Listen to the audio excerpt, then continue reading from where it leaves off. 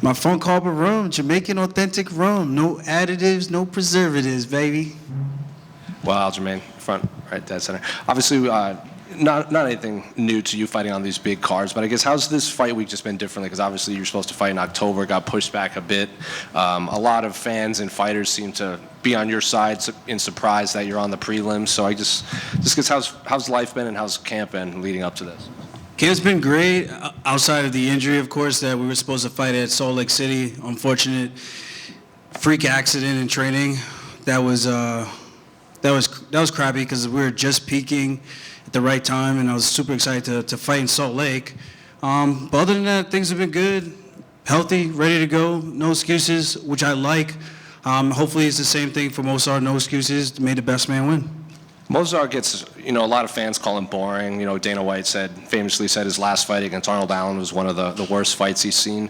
When you break him down and you're watching tape on him, is he a boring fighter, or is he just so good that he can make, his opponents look bad in there? I mean, I can appreciate a technical fight, so I wouldn't really consider him boring. I think Dana saying that fight with Arnold Allen was boring was kind of a stretch. I think most people would agree with that. I think it's probably more of his dislike for Movsar. I think he might dislike him more than me, so that's a good thing. 8 fights, no finishes, all decisions. I at least got a couple finishes in there, especially in the beginning of my career. When the competition isn't as tough, that's what you're supposed to do. You're supposed to separate yourself from the competition, and I've been able to do that. Fighting the best guys is not easy to finish the best guys in the world, but I look to do that on Saturday night against Movsar. He's posted some stuff on Instagram, like using the hashtag Aljo Stay Healthy. He posted that video of him with the birthday cake for you. He said that you DM'd him something in Russian or at one point or something like that. So is this personal between you two, or are you guys just kind of having a friendly rivalry and you're building the fight? I think it was like Dagestan language, but I think they told me it means like, "What's up, bro?" Something like that. What's happening? That was really it. And then he said, "Stay healthy." No bad blood on my end. I know he was a little butthurt about the steroid allegation, but I'm like, dude, I don't know. You don't hear that from my circle of friends or anyone I've ever trained with. There's got to be a reason why people are actually bringing that up. And again, I'd never seen him do anything. I don't know. He's never popped for anything. So I don't know where those people who told me that got that from, but maybe he should check who he's talking to, because clearly someone said something and maybe he did something. I don't know. But either way, we're going to fight. It is what it is. It's going to be a great fight. Grappler's delight. Maybe end up like a striking affair, which would be fun for everybody. I think it's a win-win for both of our careers in terms of people calling either one of us boring, and title implications on the line. Well, he said something similar in the sense that, this matchup against you specifically, he goes, I can show them something that will be exciting in there. So are you viewing the same way when Movsar steps across from you? Yeah, so we're on the same page then, because that was exactly what I said. I said, I have a willing dance partner. If I take him down, he's not going to just hold on or clamp down the position to prevent damage, prevent me from passing. He's going to actually have to do something. And people do that in jiu-jitsu too. If you ever trained, you ever rolled with people that are not so great, if they know how to just defend, they could kill the position and not let a lot of action happen. So it takes 2 to tango, and I think both of us being willing to grapple. I'm hoping I get to show some more of my stand-up in this fight. I really do. Maybe this is like a Kamaru Usman versus Kobe Covington.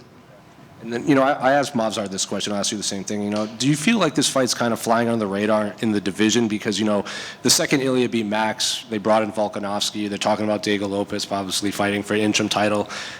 You're a former champion. Movsar hasn't lost yet, and it doesn't seem like anyone's kind of including this fight in the number one contender fights.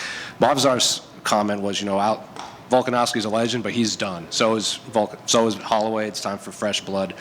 Do you have that same sentiment, and do you just kind of feel like this fight's flying under the radar?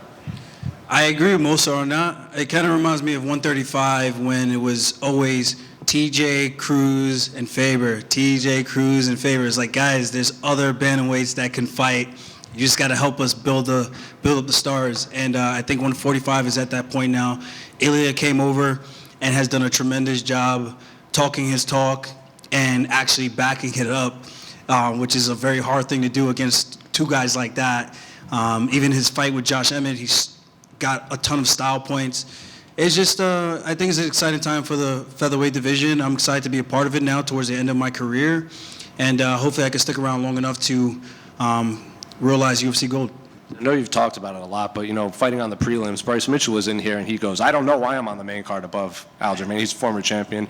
Anthony Smith said, if I can get paid the same and get to watch the rest of the fights after mine, then sign me up. So where are you at now? Now that it's settled, you're fighting on the prelims. Is it still a sore subject, or do you now kind of understand what's happening? I don't really understand what's happening because I haven't spoke to the UFC about it, but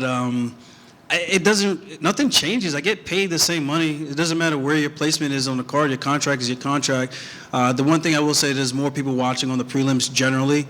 The only thing for me is that the crowd in Vegas, which kind of sucks, everyone is out partying. They had fancy dinners. They're doing all kinds of weird stuff because what happens in Vegas stays in Vegas, and then they come to the main card. So maybe the arena won't be as packed. That's the only bummer about it. But other than that, it's lit either way. Gonna party, hang out afterwards with my friends and family, drink some Funk Harbor, and celebrate a W. Where can we get this in stores? We got this. This will be in Lee's, the age room, aged 2 to 5 years, 3 different Jamaican distilleries at Lee's discount liquor stores. So people can get it out here in Vegas right now. Well, tomorrow. So I'm excited about this. Thank you for Lee's for helping me bring the brand into Nevada. And you can get it online at funkharborrum.shop. But you can't get it. You can't go into any stores in New York or anything yet. Not right now. I've been here mostly, so I own the company. So it's not like I put my name on something and just pay me something for representing it. I'm actually the brand ambassador. I do everything. So I can only be in so many places at once, and I also have to focus on my main career, which is fighting. This is more of a side hustle, something I've always been passionate about. And it actually tastes great. Don't take my word for it. Go ahead and try it. And then just last one for me, unrelated to your fight. Can I get your thoughts on the co-main event between Shavkat and Ian Gary? That's going to be a good one, man. I think it could be a real technical fight, or if it gets to a point where Ian's maybe outpointing Shavkat, that he might just, I don't want to say go crazy, but just go after him and try to get the finish. I just feel like they're very close, but between the fights I've watched, I feel Ian Gary's a little less hittable, and it seems like he does a better job of controlling the distance, and I think that could be problematic, especially when Shavkat, for a Wonder Boy, it seemed like he was having some trouble closing the gap, but when he was able to take him down, he was eventually able to get the finish in, I think, round 2. So it should be a very good matchup, 2 undefeated guys. Wish it was for the interim title, but it's going to be a great fight either way. Aljamain? Just one question for you. You mentioned already a little bit about the placement on the card. Was it nice to see fans getting behind you for once, like backing you up? Yeah, it was nice.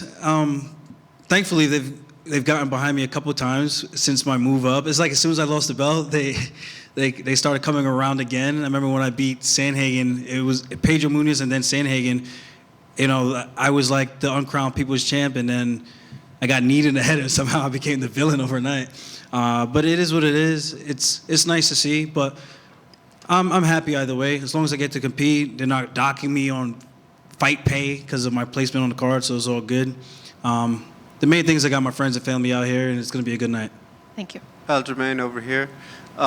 Chris Weidman got added to the card. Obviously, teammates coming out of Saralongo and everything in New York. Have you gotten to run into him, and how is it having that synergy, having your teammate or ex-teammate on the card? It was good to see Chris. We're still really good friends. We haven't played each other in chess in a little bit, so I got to challenge him. I don't want to hurt his morale going into fight week, so I might play him after we both win. But I remember we both fought in Boston, and that was kind of shitty because we both came up short.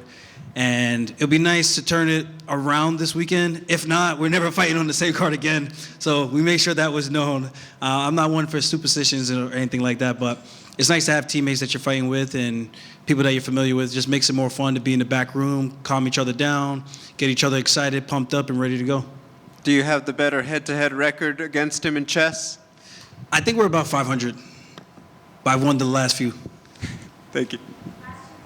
Aljo, over 15 years ago, John Jones sparked your interest in MMA when he invited you to train at the Bomb Squad gym. Now you two have a combined 20 wins in UFC title fights, and you got 4 of them. What message do you have to the versions of you and John from 15 years ago? What was that last part? what message do you have for the versions of you and John from 15 years ago? I guess the message I would give my young self is just keep going. Great things are bound to happen